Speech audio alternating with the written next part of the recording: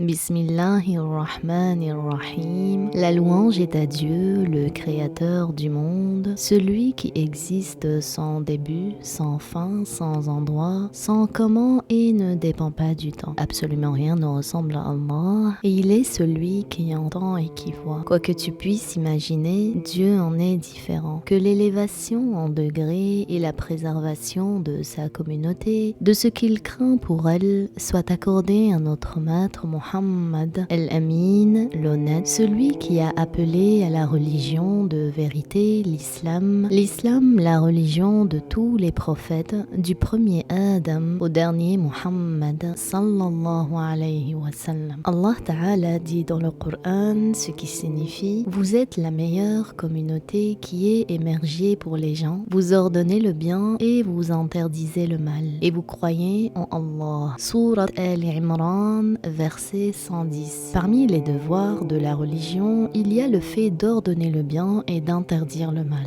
Il a été rapporté dans le hadith, très répandu et connu, ce qui signifie: certes, cette communauté se séparera en 73 groupes, 72 sont en enfer et un seul est au paradis, c'est la majorité. Ce hadith nous indique bien qu'il y a des gens qui se réclament de l'islam mais ne sont pas musulmans, et les wahhabites qui contredisent le Coran, le hadith et l'unanimité des savants de l'islam font bien partie de ces groupes déviés. Soyez en garde et mettez en garde contre les wahhabites. Soyez en garde contre un groupe égaré qui a pris pour religion d'attribuer le corps à Allah et de l'assimiler à ses créatures, qui a pris pour chemin de porter atteinte aux prophètes sallallahu alayhi wa sallam et aux vertueux, et qui a pris pour voie de déclarer non croyants les musulmans en les accusant d'être associateurs. Ce groupe dévié se fait appeler à tort les salafis pour duper les gens, mais leur vrai nom est les wahhabis, et c'est par ce nom que les savants de l'islam les ont appelés à leur apparition. Le terme salaf désigne en réalité les musulmans des 3 premiers siècles, car le prophète sallallahu alayhi wa sallam a dit ce qui signifie: le meilleur des siècles est mon siècle, ensuite ceux qui viendront après eux, ensuite ceux qui viendront après eux. Le groupe des wahhabites s'est détourné de l'obéissance à Allah et à son messager en suivant une voie différente de celle des croyants. Ce groupe a été fondé il y a 250 ans environ par un homme de la région du Najd, où se trouve Riyad, une région de la péninsule arabe. Leur fondateur s'appelle Muhammad ibn Abdel Wahhab. Cet homme a réussi à fanatiser les bédouins de cette région et a été suivi par la suite par un groupuscule de gens qui a accepté sa dissension et qui l'ont à leur tour propagée. Ce groupe a pris d'autres dénominations trompeuses ayant pour objectif la duperie, telles que Salafite ou Ansarus Sunnah, et d'autres encore. En raison des énormes moyens financiers mis en œuvre pour son service, le mal de la dissension provoquée par ce groupe a pu atteindre un grand nombre de pays musulmans. Le feu de la dissension a pris et des orateurs du mal se sont manifestés, de sorte que la catastrophe s'est généralisée au point que de nombreuses mosquées d'Europe sont sous l'influence des wahhabites qui se cachent hypocritement sous le nom des salafis. Le messager d'Allah sallallahu alayhi wa sallam nous a bien mis en garde contre la dissension de cet homme lorsqu'on lui cita la région de Najd pour qu'il fasse des invocations de bénédiction en sa faveur. Il ne donna pas satisfaction à ceux qui le lui demandaient, mais il a dit au contraire, ce qui signifie: c'est de là-bas qu'apparaîtra le fer de lance du diable. Dans une autre version, il a dit ce qui signifie: la fitna,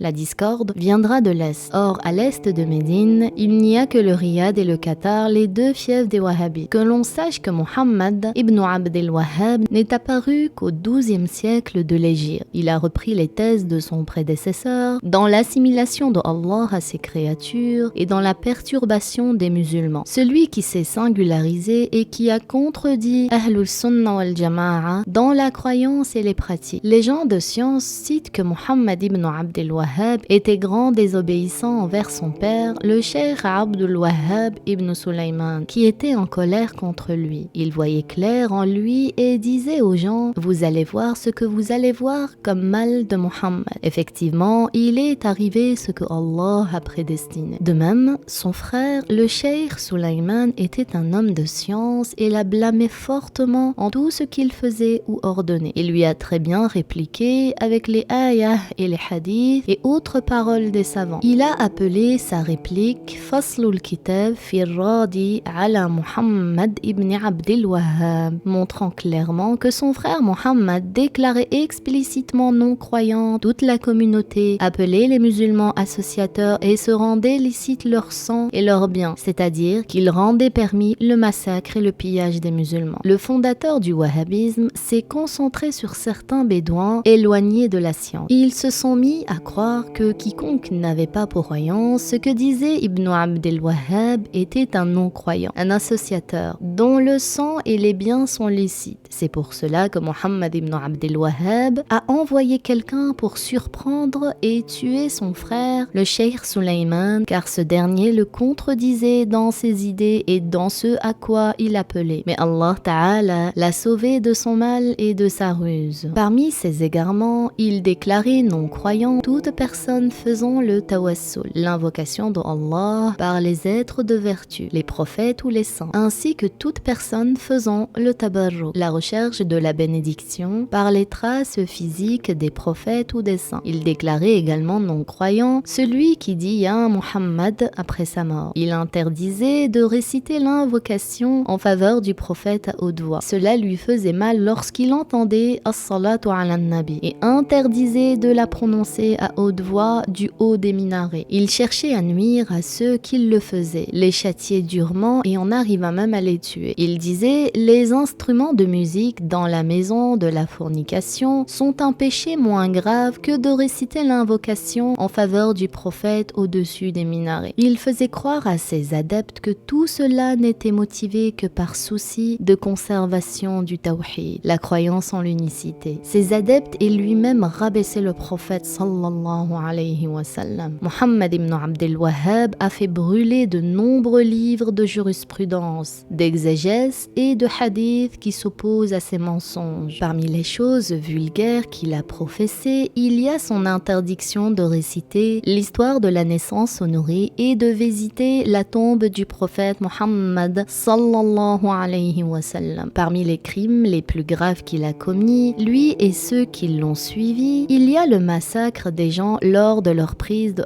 Taif. Il est responsable d'une tuerie générale qui n'a épargné ni les vieillards ni les enfants. Ils se sont mis à égorger le bébé encore nourrisson sur la poitrine de sa mère, l'homme dans la mosquée en inclination ou en prosternation. C'est ainsi qu'ils ont exterminé les musulmans de cette ville. Ils ont pillé les biens et l'argent, ils ont jeté par terre les exemplaires des livres du Coran, les exemplaires de Al-Bukhari et Muslim et le reste des livres de jurisprudence et de hadith dans les rues même, puis ils se sont mis à les piétiner. Ce qui est surprenant de leur part, c'est qu'ils dupent les gens en prétendant défendre le tawhid d'Allah. Ainsi, ils déclarent non-croyant quiconque dit La ilaha illallah Muhammad Rasulullah, mais qui n'est pas des leurs du moment qu'il fait le tawassul par le prophète, chose qu'ils considèrent comme de l'association. Alors que de l'autre côté, ils déclarent clairement que l'istiwa de Allah est le fait de s'asseoir. Ils lui attribuent également la main et le visage ainsi que la direction et prétendent qu'il descend physiquement dans le ciel de ce bas monde. Ils attribuent à Allah le corps, subhanah,